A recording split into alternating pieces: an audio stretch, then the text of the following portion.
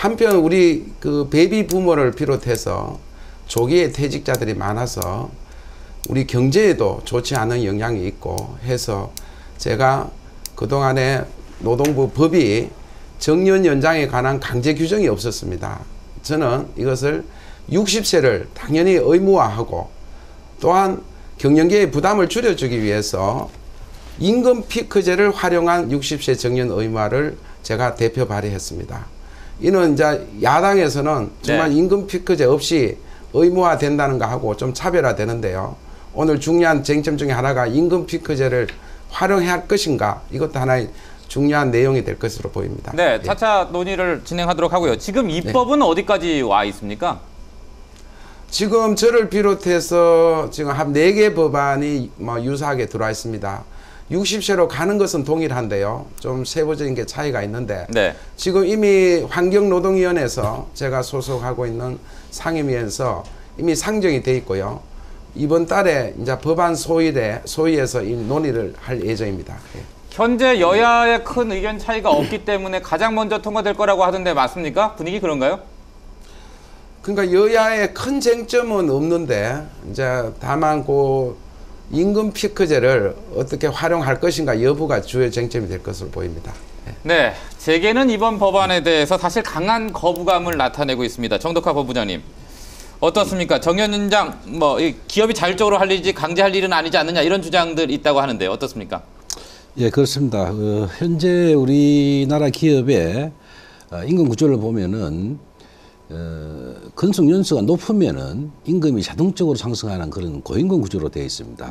그래서 이제 소위 말하는 연공서열 형태로 되어 있는데 이런 상황에서 정년 연장을 의무화한다면은 결국 고임금 근로자가 더 근속연수 늘어나는 경우가 되고 그렇게 되면 결국 기업의 임금 부담은 대단히 크게 나타날 겁니다. 그리고 또 기업에서는 고용 인원이 한정되어 있을 수밖에 없습니다. 그런데 고연령 근로자가 정년 연장하게 되면은 신규로 채용되는 인력들이 감소할 수밖에 없고 기업의 젊은 피 수율이 되지 않는다면은 기업으로서는 생명력을 잃고 활기 잃어가는 결국 기업의 성장이 떨어지는 그런 부작용을 초래할 수도 있기 때문에 현재로서는 정년 연장을 의무화하는 것이 대단히 기업으로서는 부담스럽다 이렇게 생각이 됩니다. 네, 지금 각계의 반응을 듣고 있는데요. 강지현 실장님, 이 노동계에서는 환영하는 분위기겠죠, 당연히? 금속노조는 올해 그 요구안으로 국민연금법의 수령 연령 그 시기와 정년 사이의 간극을 없애자 이런 취지로 요구안을 제출해 놓은 상태입니다.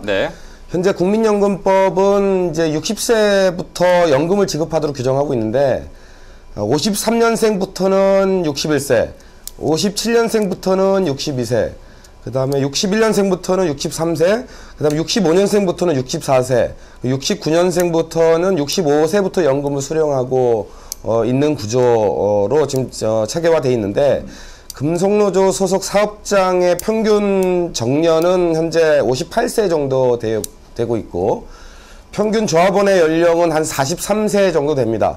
다시 말하면 43세 정도 되는 평균 연령대 조합원이 연금을 받게 되는 시기는 실제로 65세가 되는 거죠. 그러니까 정년이 58세에서 끝나면 65세까지 7년 동안 안정적인 소득 구조 바깥으로 밀려나게 되는 이런 구조로 내몰려 있는 상태라고 볼 수 있습니다.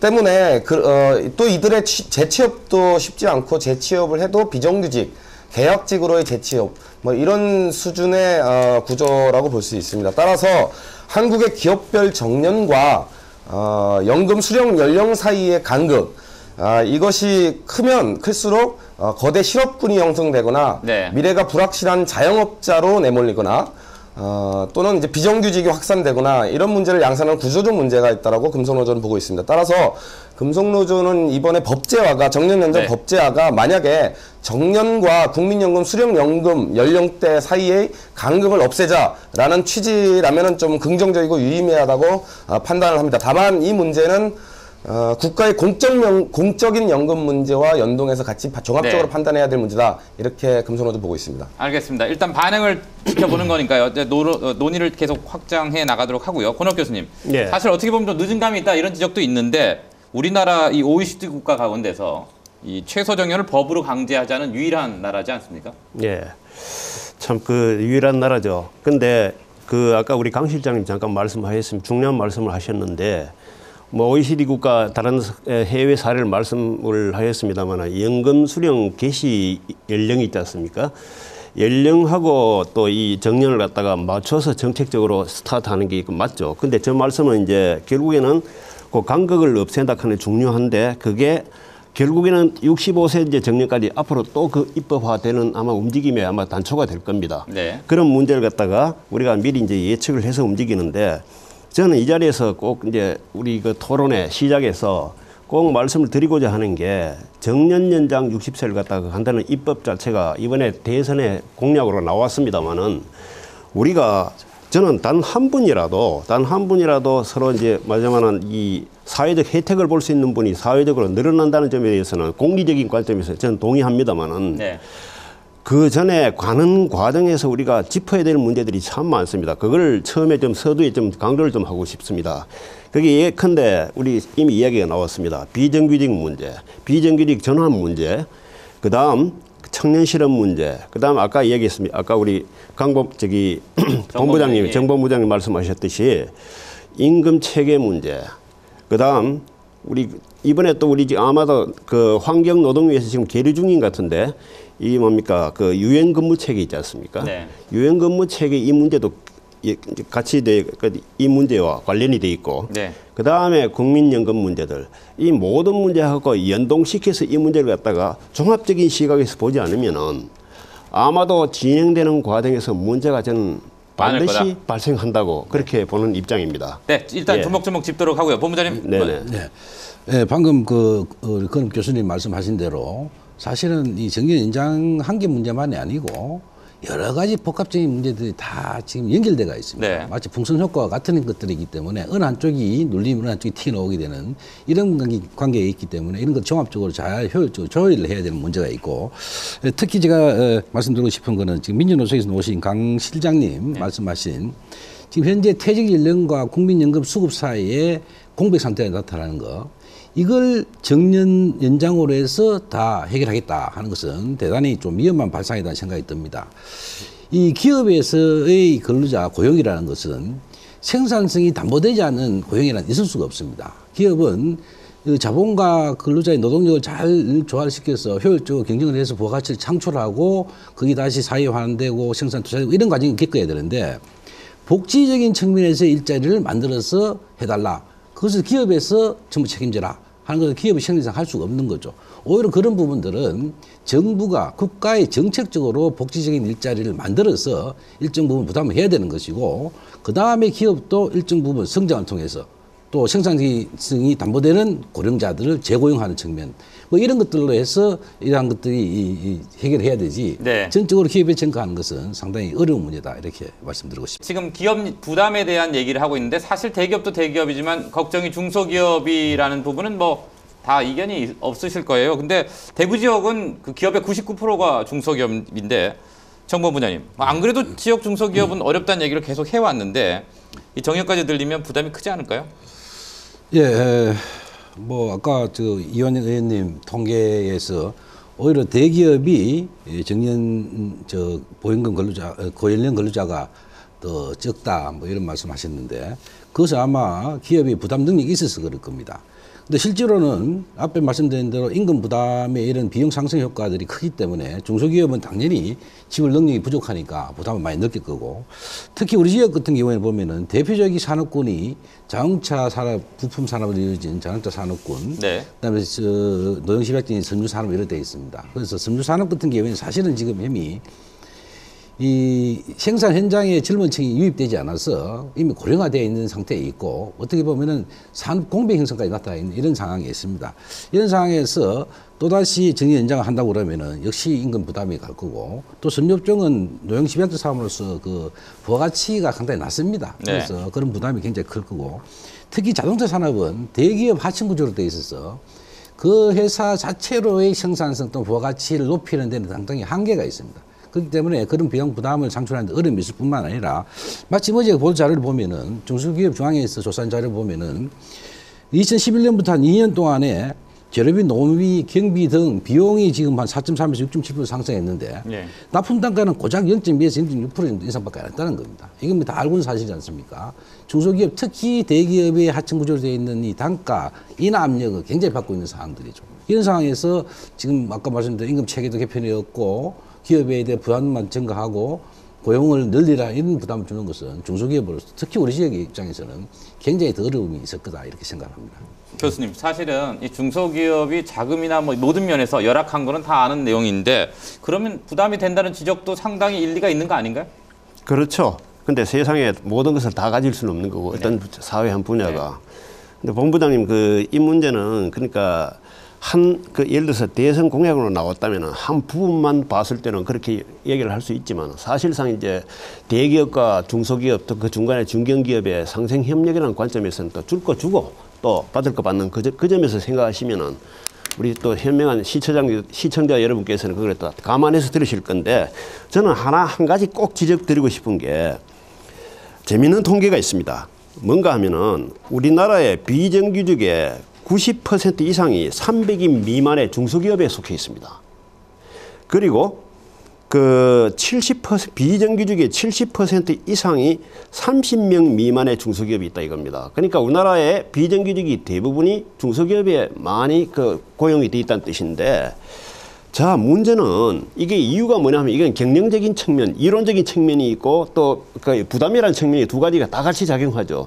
중소기업은요, 갖고 있는 소위 그 경영 자원이 많지 않기 때문에 환경의 변화라든가 경기 변동에 굉장히 민감할 수밖에 없습니다. 그래서 서바이벌 하니까 생존을 할 수 있으니까 하는데 문제는 저는 우려하는 게 저도 이 골똘히 생각해 봅니다만은 그러니까 이 정규직 쪽에 정년 연장이 됐을 때 혹시라도 예. 비정규직의 취업 기회가 적어지지 않겠는가. 이 말하자면 중소기업 입장에서는 이런 문제가 생기지 않느냐는 이게 사실 걱정이죠. 그래서 이 정규직에 대한 정년 연장이 됐을 때 이 후생 복리라든가 임금 문제가 있으면서 또 하나는 비정규직 문제들 이걸 같이 해결하기 위해서는 하나의 아까 처음에 서두에 제가 강조를 드렸습니다만은 비정규직의 정규직의 전환 체계 지금 현재 이것도 아마 노동 환경에 계류 중일 겁니다. 전환 체계에 관한 문제도 같이 논의가 되지 않으면은 참 어떤 결론을 가지고 말씀드리기는 어렵지 않느냐 하는 그런 생각을 좀 듭니다. 네, 청년 실업과의 연계 부분도 이제 이후에 논의하도록 하고요. 이한영 의원님, 지금 나온 이 중소기업의 문제에 대해서 말씀을 좀 드려야 될 것 같은데요. 어떻게 보십니까? 예, 저는 누구보다도 그 대구 경북에 중소기업이 많다는 거는 제가 잘 알고 있지 않습니까? 네네. 제가 불과 4, 5년 전에 대구 경북 노동청장을 했고 지금도 우리 상위 우리 사업주님, 경청 회원님들 많이 만나면서 중소기업의 현황은 누구보다도 잘 압니다. 이제 중소기업은 정말 이제 하청 문제 이거는 이제 별개로 하고요. 이제 그것도 이제 우리가 이제 경제 민주화 등등 해가지고 많이 이제 나아질 수 있는 여지가 있는 거고요. 이제 중소기업으로 보면은 정말 이래 특히 가족적인 분위기에서 많이 일을 하고 있습니다. 그런 면에서 이제 자금 압박 때문에 어렵다고는 하지만 그래서 이제 이걸 어떻게 시행을 하느냐 하는 건데요. 이제 제가 법안 낸 거에 의하면은 1000인 이상 대기업, 공기업의 경우는 1년의 유예기간을 줍니다. 그리고 1000인 미만 100인 이상의 경우는 2년의 유예기간을 줍니다. 네, 2년. 이제 100인 미만의 아주 이제 영세 기업은 이제 3년의 유예기간을 주자. 통과되는 시점에서 이제 이런 거기 때문에 저는 우리 중소기업 우리 권혁 교수님께서 굉장히 중요한 얘기 하셨습니다.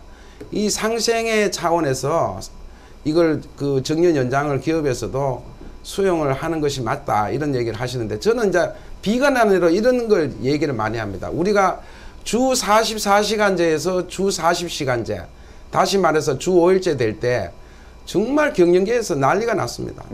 이제 일하는 시간 줄어서 기업이 도산하고 망하고 했는데 어떻습니까? 정말 우리 대한민국은 잘 슬기롭게 잘 지내오고 있습니다. 극복도 잘했고 저는 이런 것들에 대해서 우리가 기업에서 잘 대승적 차원에서 보면 어떻게 해서 기업도 키우고 그게 우리 근로자들의 복지 그리고 또 우리 국가 경제를 키우느냐 이런 점에서 깊게 있게 좀 고민을 해줬으면 하는 바람입니다. 네, 이제 다음 쟁점으로 좀 넘어가 보겠습니다. 이미 앞서서 언급이 좀 되긴 했는데 말이죠. 이 정년 연장이 의무화되면 신규 채용이 줄어들 수 있다. 신유진 씨 어떤가요?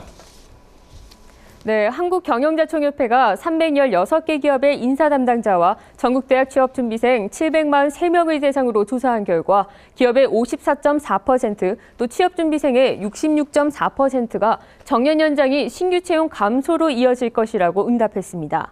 반면 정년 연장이 일자리 확대에 도움이 될 것이라고 생각하는 비율은 기업 12.7%, 취업준비생 16.4%에 그쳤습니다.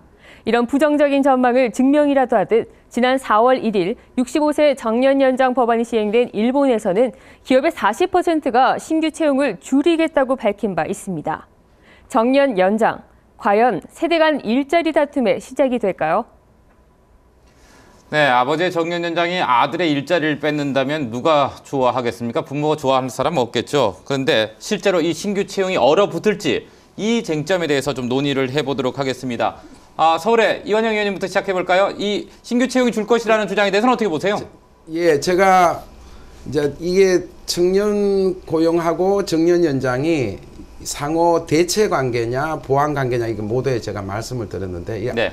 학자들도 연구를 많이 했고 우리 MB 정부 들어오면서 엄청나게 논쟁이 됐었습니다. 이제 쉽게 말해서 결론을 내리면은 뭐 100% 전혀 상관이 없다 이렇게는 얘기 못 하는 거죠. 예를 들면 특히 공기업 같은 데는 예를 들면 정년 연장을 하면 아무래도 청년 고용이 줄어들 여지는 분명히 있습니다.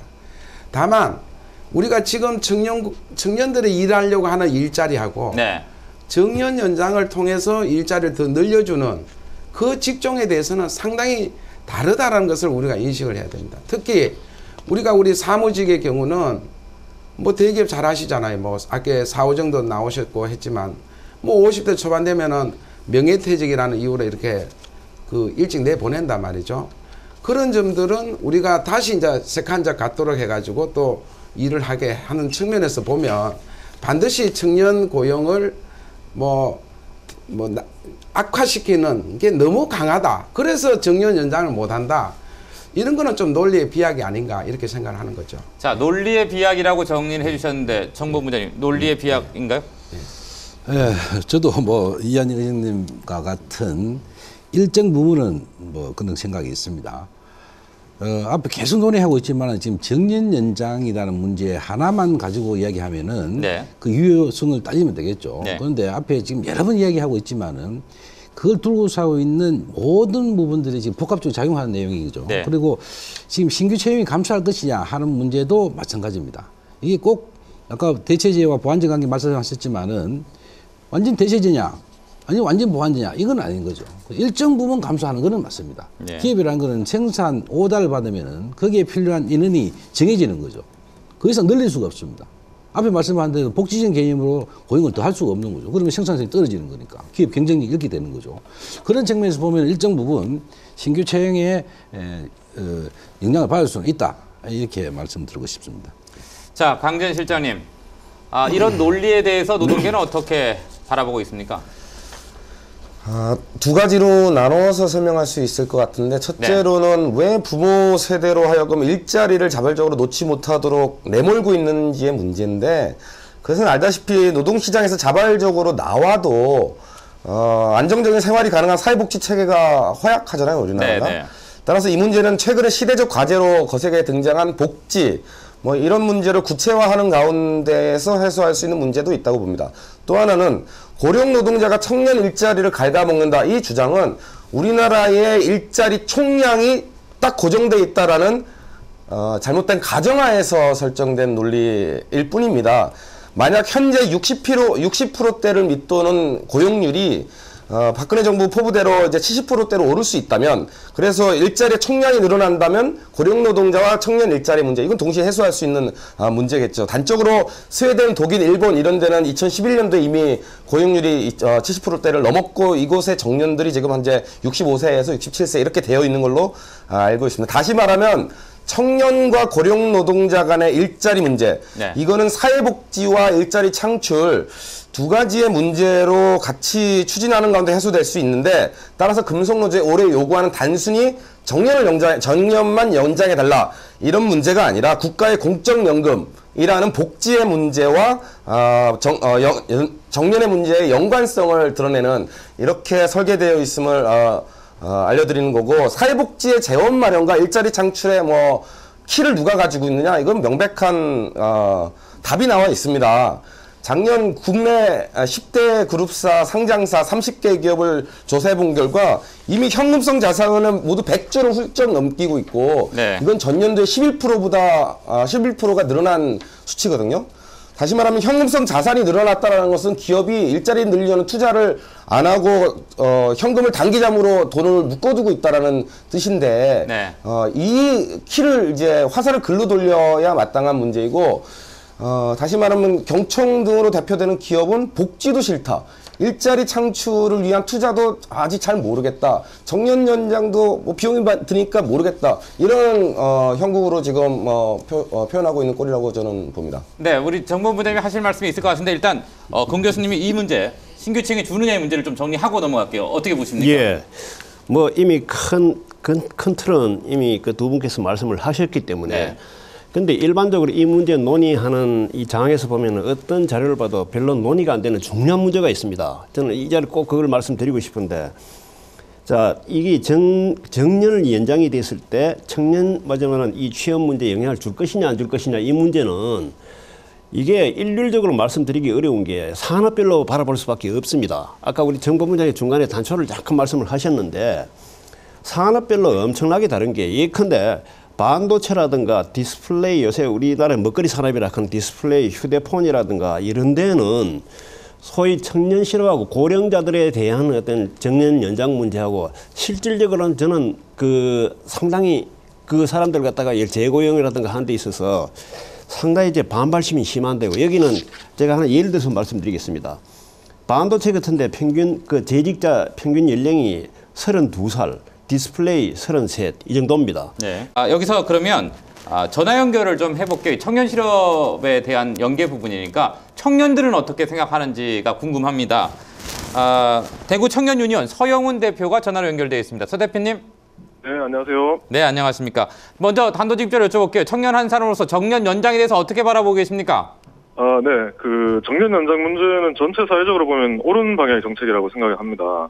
현재 인구 고령화가 급속도로 진행이 되고 있고, 우리나라 평균 연령이 80세 이상으로 접어들었죠. 네. 이런 고령화 사회에서 앞으로는 60세 이상 노인들도 일을 하면서 사회 일원으로 인정도 받고 스스로 경제적 문제도 책임질 수 있는 사회 구조로 가야 된다, 이렇게 보고 있습니다. 세계적으로 뭐 일본이나 독일도 정년 연장을 하고 있고, 미국은 정년 자체가 없죠. 그런데 문제는 정년 연장을 법제화하는 것을 정부가 심각한 사회 문제가 되어 있는 청년 실업에 대한 사회적 해결책이 제대로 제시되지 않은 상태에서 다소 성급하게 좀 추진이 되다 보니까 마치 이게 자식들의 일자리를 부모들이 빼앗고 있는 것처럼 논의가 진행되고 있는 것 같아서 굉장히 아쉽습니다. 고용시간 단축을 통한 뭐 일자리 나누기나 기업의 경력직 선호 현상을 막는 뭐 청년 고용 할당제 같은 근본적인 청년 실업 문제 해법과 같이 이 문제가 사회적으로 논의가 된다면 논란이 아마 훨씬 덜하지 않을까, 이렇게 생각합니다. 네, 이 사실은 이제 청년 실업이 실제로 많이 심각하죠. 그래서 문제가 되는 건데.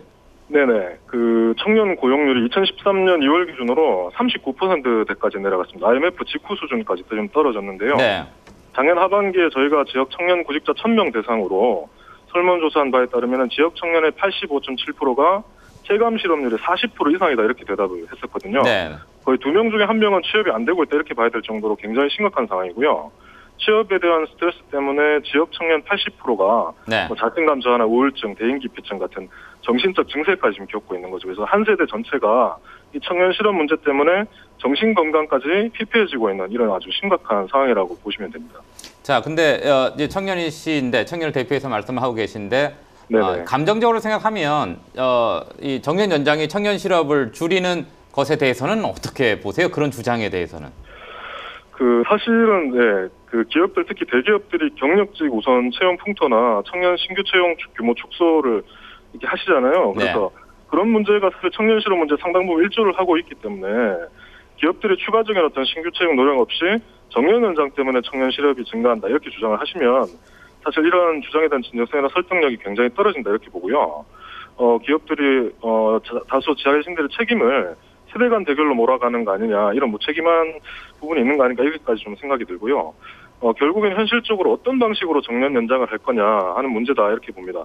모든 직원이 현재 고용 상태를 그대로 유지하면서 정년만 단순히 늘리는 방식이라면 당연히 기업 입장에서는 비용에 대한 부담이 될 것이고요. 네. 임금 피크제 같은 다양한 급여제도, 또는 뭐 노령층을 고용할 수 있는 다양한 고용 형태를 같이 고민하면서 정년연장 법제화를 수정 보완을 해야 될 것 같고요.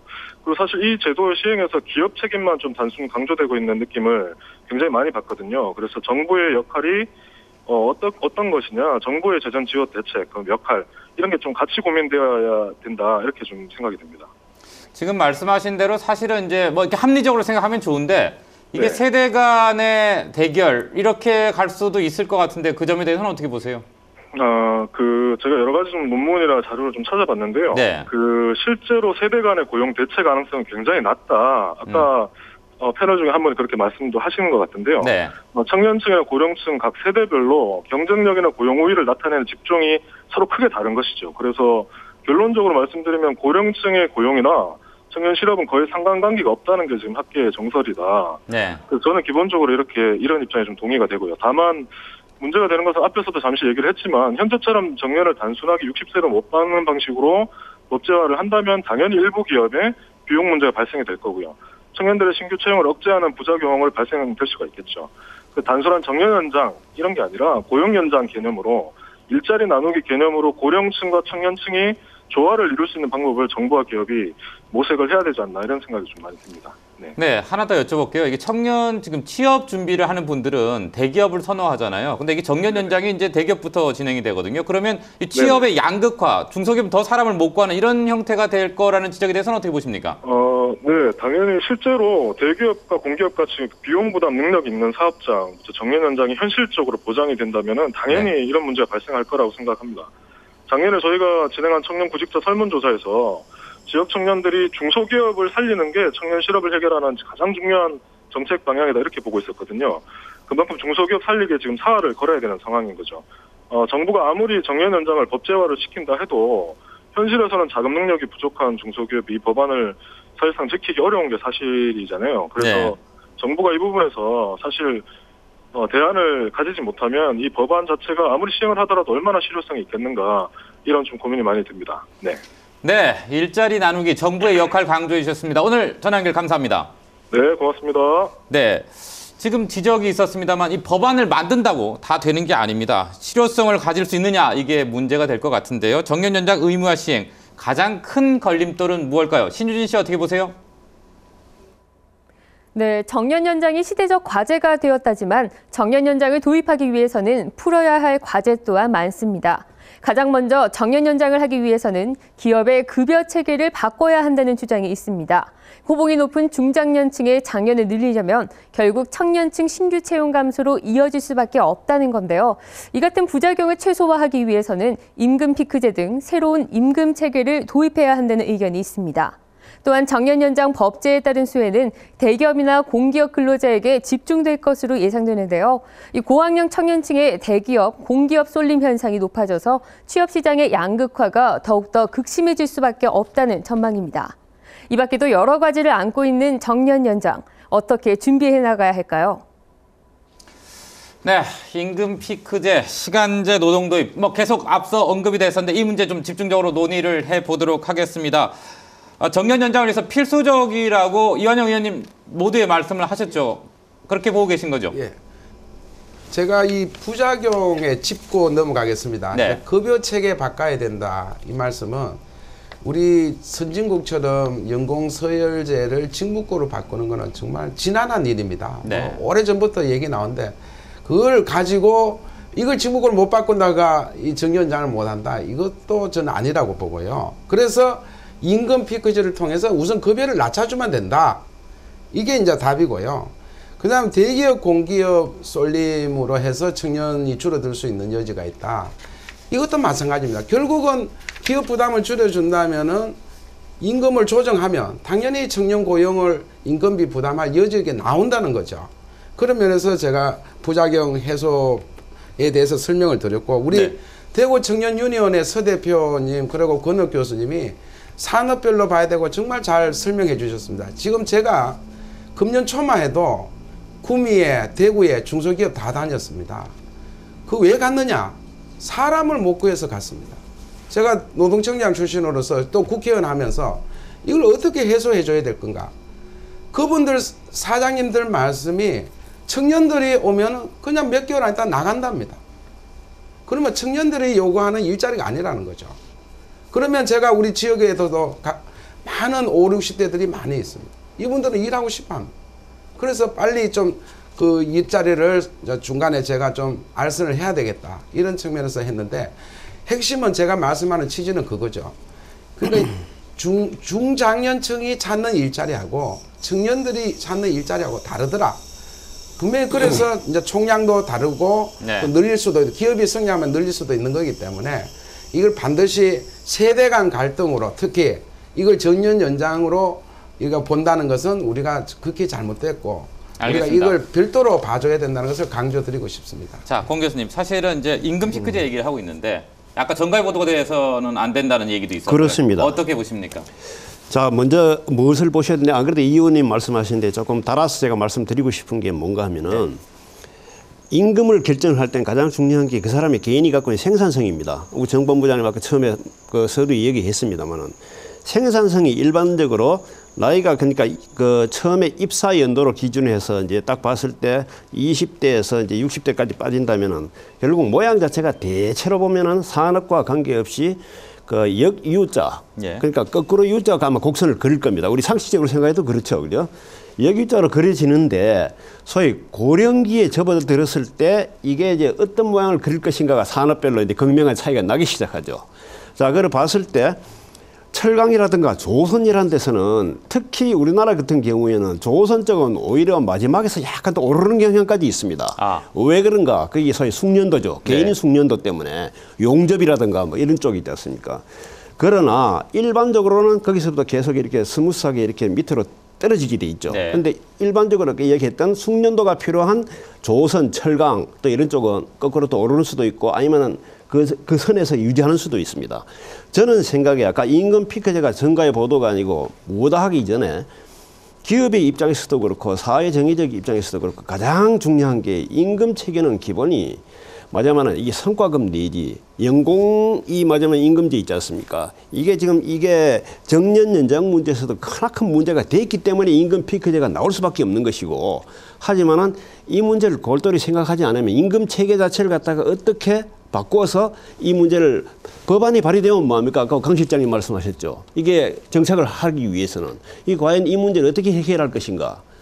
이게 바로 우리가 지금 관심 있게 두고 봐야 될 문제가 아니겠느냐. 예. 저는 그렇게 보고 있습니다. 강지원 실장님, 임금 피크제 얘기 아까 나중에 논의하자고 말씀하셨는데 어떻게 보고 계세요?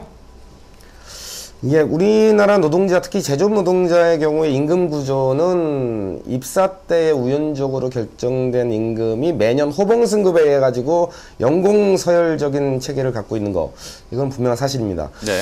하지만 노동자가 받는 임금에 표준 생계 그러니까 생계의 수준, 그러니까 생계비 수준 그리고 직무의 성격, 그 다음에 숙련도의 정도 이런 요소들이 임금 체계 항목으로 구체적으로 객관화되어 있는 것은 아닌 상태입니다.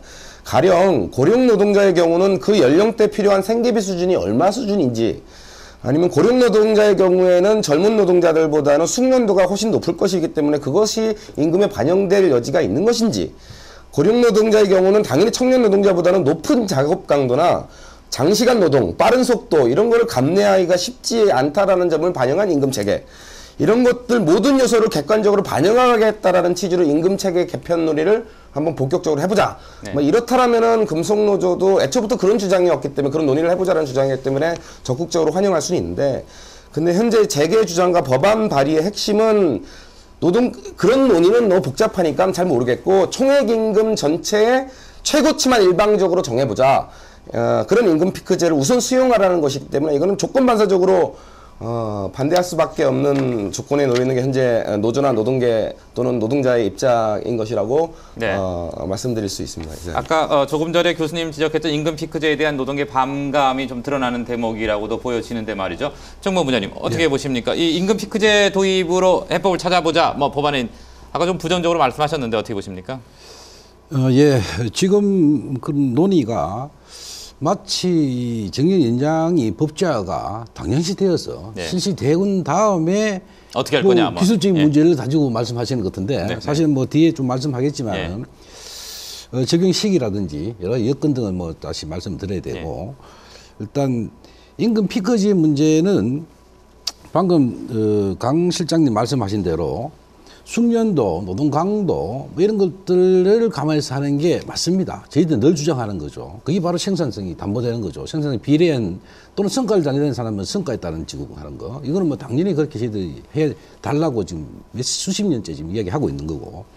다만 표준 생계비 문제를 말씀하셨는데 표준 생계비는 뭐 편차도 상당히 큽니다. 민노총에서 내는 거, 한국노총이 내는 거, 뭐 저희들 보는 거, 학자들이 내는 거, 또 통계청에서 내는 거, 뭐 굉장히 편차가 커요. 그거는. 네. 다분히 이제 주관적인 필요 비용을 산정하다 보니까.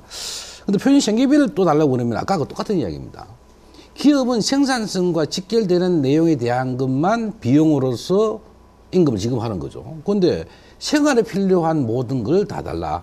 이건 기업의 무리한 요구죠. 이런 것도 국가 조세 정책, 재정 정책을 통해서 해야 되는 것들이고. 네. 그러면 좀 문제가 있고 또 지금 의원님 발의하신 대표 발의 내용이 딱 한 가지면 되어 있습니다.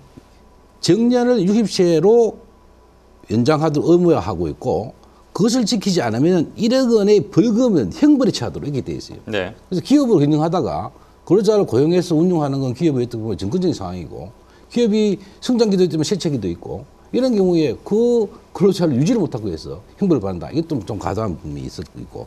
그래서 일본과 같이 정년 폐지를 하거나 연장을 하거나 또는 계속 고용을 하거나 이렇게 세 가지로 되어 있는데 지금 현재 80% 이상이 계속 고용의 형태를 취하고 있습니다. 그것은 앞에 민주노총에서 말씀하신 내용과 같습니다.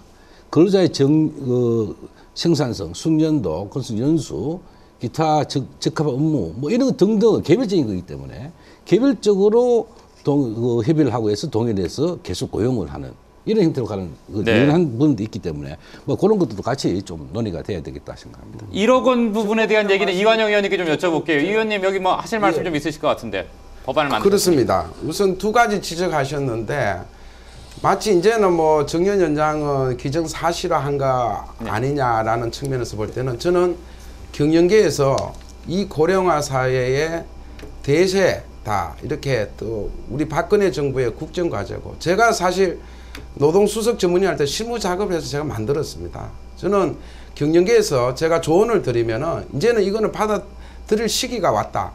다만 경영계의 부담이 적게 어떻게 이 제도를 수용할 건가 그걸 고민해야 할 시기다 이렇게 제가 말씀을 드리고 싶고 두 번째 이제 강제적인 처벌 규정이 있다라는 문제를 지적하셨는데 지금도 우리 현행 법에는 60세를 하도록 노력하여야 한다는 규정이 들어 있습니다. 여기에 대한 처벌 규정이 없습니다. 그러니까 임의 규정이라 하고 기업에서도 안 지킨다는 거죠. 그러니까 60세 정년 의무화라 하면 법적으로 말하면 당연히 처벌 규정이 들어가야지 의무화라는 것이 법에서 나타나게 되는 겁니다. 그래서 처벌 규정이 들어간 거지 그것을 반드시 사업주를 반드시 처벌하기 위해서 규정이 들어갔다는 것보다는 노사가 자율적으로 잘 협의를 해서 60세 정년 의무를 가도록 하자라는 취지라는 것을 제가 보완적으로 말씀드립니다. 네, 토론이 갈수록 뜨거워지고 있는데요. 여기서 이제 우리나라와 임금 체계 또 노동 체계가 가장 비슷한 나라 일본, 좀 전에 권혁 교수님도 말씀하셨습니다만 일본에 대한 얘기를 좀 해보겠습니다. 지난 4월 1일부터 65세 정년을 의무화하는 법안이 시행되고 있다고 하는데요. 일본을 연결해 보겠습니다. 주일 한국대사관 김효순 고용노동관 연결되어 있습니다. 김 고용관님 안녕하십니까?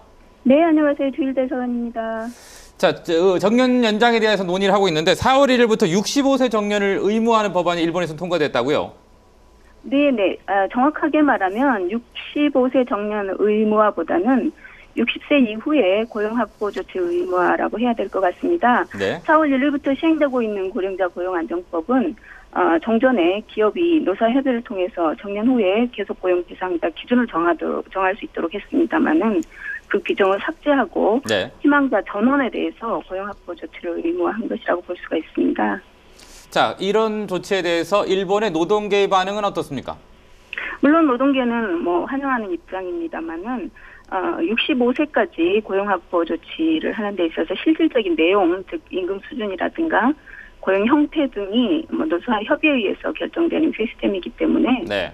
정년 연장의 내용에 있어서 노동조합이 협상력을 발휘해야 하는 그런 가치를 안고 있다고 봅니다. 각각의 기업의 경우에 따라서 다를 수 있다는 말씀이신데, 자, 네네. 기업이 예민했을 것 같아요. 기업은 어떤 반응을 보이고 있습니까?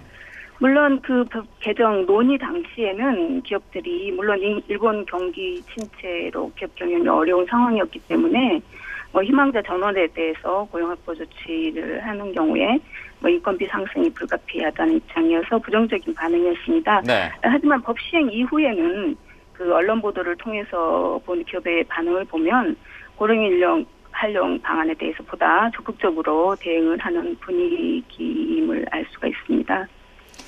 네, 이 사실은요, 저희들이 또 큰 쟁점 중에 하나가 신규 채용이 줄어들 것이다, 청년들의. 이런 문제들이 계속 제기되고 있는데, 일본의 경우에는 어떤가요? 물론 일본의 경우에도 법 개정 당시에 기업 조사 결과를 보면은 신규 채용 억제가 불가피하다 이런 반응이 많이 있었습니다. 물론 그 청년층 채용에 영향을 받을 수 있으리라고 예상은 할 수 있습니다만은 그 후생노동성 통계를 보면은 일본의 경우에 이미 고령자 계속고용 확보 조치를 도입해서 시행하고 있는 기업이 95%에 이르고 있고 네. 또 근본 법 개정에 2025년까지 단계적 실시 경과 조치를 두고 있습니다. 네. 그래서 당장 기업들이 체감하는 경영 압박이라든가 신규 채용 감소로 이어지지는 않을 것으로 보입니다. 지금 정년 연장을 법제화하면 다른 문제들, 노동조건, 임금체계 이런 변화들도 불가피하다라는 얘기들이 계속 나오고 있는데 일본도 마찬가지 전체 틀에서 논의가 됐나요? 네네, 맞습니다. 기업의 정년 연장을 하는 데 있어서 가장 큰 걸림돌은 연공급적 임금체계 한국과 유사한 문제인데요. 그간에 일본 정부도 연금급제 임금체계를 어떻게든 성과급이라든가 직무급 제도로 변화시키도록 유도를 많이 했습니다만은 여전히 좀 미흡한 상태인 것 같습니다. 하지만 기업도 그 생산 가능 인구 감소로 고령 인력의 활용이 불가피한 그런 상황이고 따라서 임금 체계 변화가 불가피한 상황으로 보입니다. 끝으로 하나만 더 여쭐게요. 이 지금 하고 있는 논의가 결국은 일본도 고령화에 따른 대안으로 나온 건가요? 물론 이번 4월 1일부터 시행되는 고령자 고용안정법은 잘 아시다시피 후생연금 지급 개시 연령이 올해 4월부터 단계적으로 65세까지 연장이 됩니다. 물론 2025년까지입니다만은 네. 그럴 경우에 그 셀러리맨들의 경우에 무소득, 무임금 상태가 되는 경우가 있기 때문에 이런 것들을 방지하기 위한 것이 가장 직접적인 조치라고 볼 수가 있습니다. 네, 일본의 사례가 큰 타산지석이 될 것 같습니다. 오늘 전화 연결 감사합니다. 네네, 수고하십시오. 감사합니다. 교수님, 예. 아까 말씀드린 간극의 문제도 지금 언급이 좀 된 것 같고요, 사실은. 예. 일본의 사례가 우리에게 주는 예. 메시지 어떤 게 있을까요? 대체적인 큰 틀은 방금 말씀을 드렸을 거고 저는 아주 좀 구체적으로 말씀드리겠습니다. 두 가지만 말씀드릴게요, 빨리. 일본이 지금 중심이 되고 있는 것은 이 정년 연장이나 이런 거 말하자면은 하는 게 아까 다시 말씀드립니다만은 연금 있지 않습니까? 연금 수령 시기하고 소위 이제 이 근로할 수 있는 시기를 갖다가 사실 맞추는 경향이 굉장히 크고 이 사실상 세계적인 일반적인 현상입니다. 네. 이게 맞추는 것인데 일본은 보면 이 재고용 제도 있지 않습니까? 정년 연장보다 재고용 제도가 상당히 일반적이고 특히 기업이 크면 클수록 재고용 제도를 더 선호합니다. 그래서 재고용 제도 더하기 임금 피크제를 갖다가 서로 이 병용해서 쓰는 게 일본의 특징인데 네. 제가 여기서 그러면은 그럼 어떻게 하는 겁니까? 아까 임금 피크제만이 정가의 보도처럼 하는 것은 아니다 하면서 설사 그것이 이번에 발의했는 법안이 의원님께서 하신 게 통과된다 하더라도 네. 실제 적용 사례를 위해서 제가 한 사례를 들겠습니다. 일본에 여러분 잘 아시다시피 산효전기라고 있지 않습니까? 네. 산효전기 케이스를 들면은 60세까지 정규직으로 되어 있습니다. 이제 말하자면 정년이 있지 않습니까? 네. 되어 있는데 이제 재고용을 65세까지로 연장을 했습니다. 왜 그러냐? 국민연금 수령 시기가 65세부터니까. 네. 그러니까 5년을 갖다가 재고용을 하는데 그런데 55세부터 그 정년까지 5년간 임금 피크제를 실시를 하는데 이때는 기본급에 받았던 기본급에 55세 이전까지 받았던 것에 70%를 수령합니다. 70%. 70%요. 네. 그런데 해당 기간 삭감된 기본급의 30%를 재고용되는 60에서 65세 때 나누어서 지급을 합니다. 그런데 이러면 얼마 안 되지 않습니까? 네. 액수가. 네. 여기다가 성과급이 들어가는 거죠. 재고용은 성과급입니다. 성과급을 을 갖다가 200만 원을 갖다가 표준급 그러니까 200만 원에다가 이것을 아까 했던 자기가 삭감됐던 그 임금 피크지에서 그것을 얹어서 주죠. 그런데 이 표준 연봉 이제 연봉이 200만 원이지만은 자기가 성과 생산성에 따라 숙련도나 생산성에 따라서는 300만 원까지 오를 수 있는 여지가 있습니다. 네. 말하자면 이렇게 했을 때 장점은 뭔가 하면은 사실상 자기가 냈고 자기가 받아야 될 돈을 갖다가 그 뒤에 받는다는 개념이죠. 예, 이 점을 아마 유념할 아마 좋은 방법이 아니겠느냐 네. 이런 생각이 좀 듭니다. 대안으로 논의해볼 만하다는 말씀이신 것 같은데. 자, 이완영 의원님, 지금 아까 정덕화 본부장님도 이게 지금 다 된 게 아니다라는 부분을 선을 그으셨고 의원님은 대세라고 말씀을 하셨는데 지금 고용노동부의 로드맵이 궁금합니다. 어떻게 진행되고 있습니까?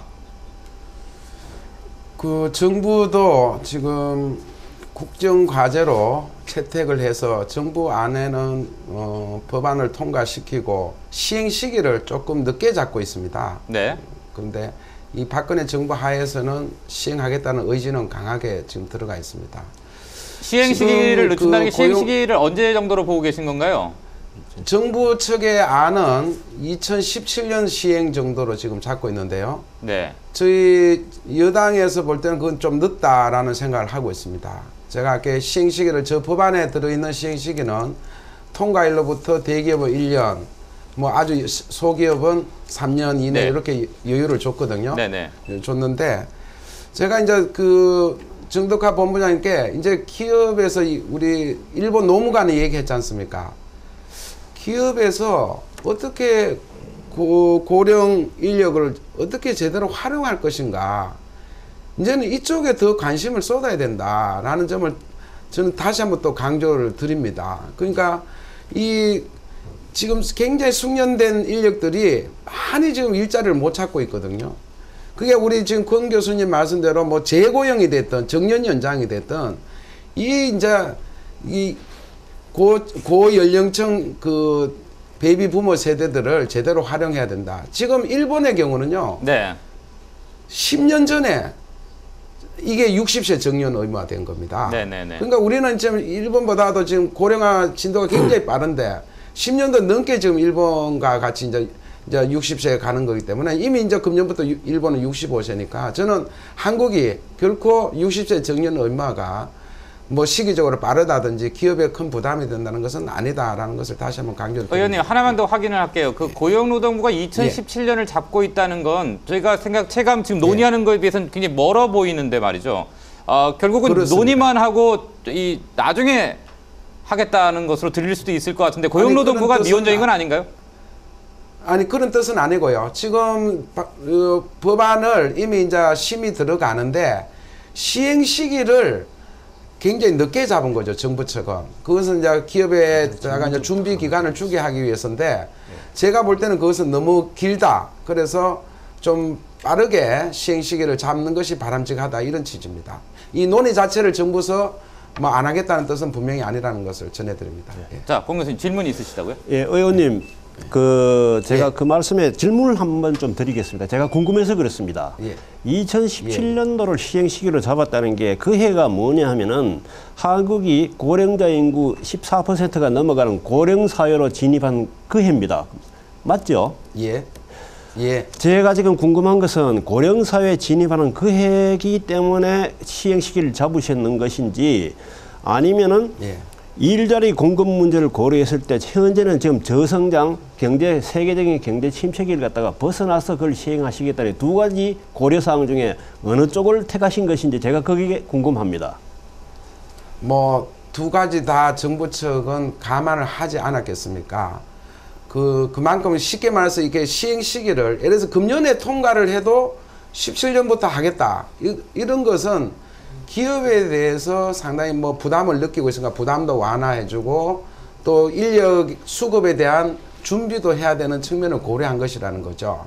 네. 그러나 저희들이 볼 때는 이미 17년도 이전에 우리는 고령 사회 이전에 이제 들어가야 된다. 그래서 빠르면은 제가 금년이 13년이니까 14년, 15년부터는 큰 기업부터는 좀 출발을 해야 되지 않을까 하는 게 저희 정부 여당의 생각은 그렇다는 말씀입니다. 네. 정 본부장님 말씀하시죠. 이제 지금 뭐 정년 연장 제도 관련 법제화가 이제 발의가 된 상황이죠. 사실은 뭐 법제도가 만들어지는 게 금방 법 발의됐다고 해서 되는 건 아니죠. 더군다나 이런 문제는 여러 사회계층들이 첨예하게 대립되고 있기 때문에 많은 논의가 있어야 됩니다.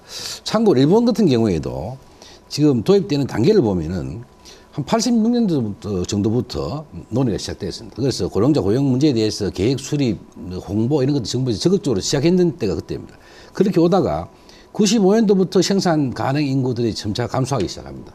그래서 98년도가 되어서 60세에 정년 의무화가 되었는데 이때에 이미 기업에서 자율적으로 정년 60세를 실시하는 기업이 90%가 넘은 상태에 있었습니다. 네네. 그래서 시장 상황이 되어 있는 상태에 했고, 그렇게 보면은 한국도 베이비 부모의 은퇴 시기가 지금 도래되고 오고 있으면은 2016년, 17년쯤 되면은 생산 가능 인구가 점차 조금 줄어들 것으로 예상이 됩니다. 그 이후에 일본도 생산 가능 인구가 줄어들고 10년이 넘은 다음에 단계적으로 시행했는 거죠. 그래서 앞에 우리 이 의원님 말씀도 하셨고, 기업도 준비를 해야 되고, 또 근로자도 준비를 해야 되고, 특히 또 국가에서는 고령자 고용 연장 방안에 대한 것들 보다 면밀히 해서 적극 지원을 하셔야 됩니다. 예를 들면 고용지원센터에서도 고령자, 지금 청년책이나 장년책의 일자리만 하지, 고령자에 대해 특화된 그렇게 많이 하지 않습니다. 그런 부분 해야 돼요. 특히 또 하나는 지금 복지연금, 그렇게 국민연금공단에서도 지금 현재는 보험료를 받고 지급하는 것만 합니다. 사실 그래서는 안 되죠. 고령자들의 삶에 대한 복지를 책임져야 국민연금공단입니다. 그래서 고령자들의 적합 업무를 개발하고 만들고 찾아내고 또 고령자들 훈련시키고 일자리를 맺어지고 이런 역할들을 주도적으로 하셔야 됩니다. 알겠습니다. 이런 것들이 다 되었을 때 여건이 성립될 때 실시하는 게 바람직하다고 생각합니다. 자, 이 시행 시기를 놓고도 의견 차이가 큰 것 같습니다. 어느덧 시간이 다 됐습니다. 이제 토론을 좀 마무리를 해야 되겠습니다. 마지막으로 마무리 말씀을 좀 부탁드리겠습니다. 자, 서울의 이완영 의원님부터 말씀을 좀 해주시죠. 예, 정년 연장은 세대 간의 갈등 문제는 분명히 아닙니다. 지금 중장년층들이 일을 더 함으로 해서 세금을 더 내죠. 그러면은 국민연금 등 사회보험 지급 기간을 늦출 수가 있습니다. 그러면 이게 또 돈벌이를 더 하니까 소비를 하죠. 다시 말해서 우리가 경제의 선순환을 주는 영향이 가장 크다라는 것을 우리가 인식해야 될 것입니다. 네, 후원부장님 말씀 좀 짧게 부탁드릴게요. 예. 경영계에서도 고령자들의 고용 연장 문제를 본질적으로 반대하는 건 아닙니다. 어차피 산업 생산 인력 가능 인구가 줄어들면서 고령자를 활용의 부분도 있습니다. 그러나 현재의 상황에서는 하기가 좀 어려운 상황이다. 특히 지금 상황에서는 임금 체계도 개편해야 될 부분도 있을 뿐만 아니라 국가에서도 고령자들의 취업 지원을 위한 각종 제도들을 좀 준비가 돼야 될 거고 근로자들도 수용하는 자세, 또 기업들도 적극적으로 직무를 개발하고 고령자들 연장을 위한 준비들을 갖추는 게 중요하다고 생각합니다. 알겠습니다. 강재현 실장님 마무리 말씀 부탁드릴게요. 예, 정년과 국민연금 수령 개시 연령 사이의 간극을 없애보자라는 취지의 기준을 만드는 법제화는 빠를수록 좋다고 생각을 합니다. 다만 아무리 그렇게 한다 하더라도 실제로는 해고되고 희망퇴직하고 명예퇴직하고 이직 등의 이유로 실제로 회사를 빨리 그만두는 게 또 현실이기도 합니다. 그래서 정년 보장만이 마치 노동자의 고용을 보장해주는 모든 것으로 이제 포장될 수 있는 문제는 아니라고 생각하기 때문에 정리해고 사유를 뭐 예를 들어서 엄격하게 규제한다든가, 그 다음에 정년은 기업에 정규직으로 고용돼 있는 사람들한테만 해당되는 문제이기 때문에 비정규직, 그러니까 상시 업무는 적어도 정규 인원을 사용한다라는 원칙을 확립한다든가, 뭐 이런 문제까지도 같이 종합적으로 논의되는 가운데 고령자의 고령자의 고용 문제, 이런 것들이 종합적으로 논의되는 게 맞다라고 생각을 합니다. 권 교수님, 짤막한 마무리 말씀드릴게요. 저는 두 가지 정책 목표를 말씀드리는 걸로 제가 대신하겠습니다. 이 문제 논의할 때 가장 중요한 두 가지 정책 목표는 사회 구성은 모두 예컨대 청년과 고령자, 우리 함께 나누어야 되는 사회를 만드는데 어떤 방법이 가장 좋은가. 두 번째는 우리의 먹거리를 마련해주는 우리 산업의 발전. 이 두 가지 같이 이루기 위해서 어떠한 방법이 가장 좋으냐를 처음에 서두에 제가 말씀드렸습니다마는 포괄적인 논의가 좀 필요하다고 봅니다. 이 법안 자체가 중요한 게 아니라 관련된 모든 마지막 제도를 갖다가 정비를 하셔야 되는데, 자, 하여튼 여기 관련돼 있는 의원님을 비롯해서 여러분께서 제도를 포괄적인 관점에서 심도 있는 논의를 부탁드리겠습니다. 네, 오늘 이렇게 토론에 참석해 주셔서 고맙습니다. 네, 정년 연장 우리 사회가 지혜를 모아 나가야 할 시대적 과제가 된 것 같습니다. 사실 사회 안전망이 취약한 우리 사회에서 이 일자리 보장은 가장 최소한의 복지가 아니겠습니까? 이 박근혜 대통령이 대선 공약으로 내건 만큼 새 정부의 적극적인 지원 또한 기대해 보겠습니다. TBC 시사토론 오늘 여기까지입니다. 고맙습니다. 개그맨 김종호입니다. 특종입니다. 4월 10일 금요일부터 단 10일간 대구 귀빈리시장 전관에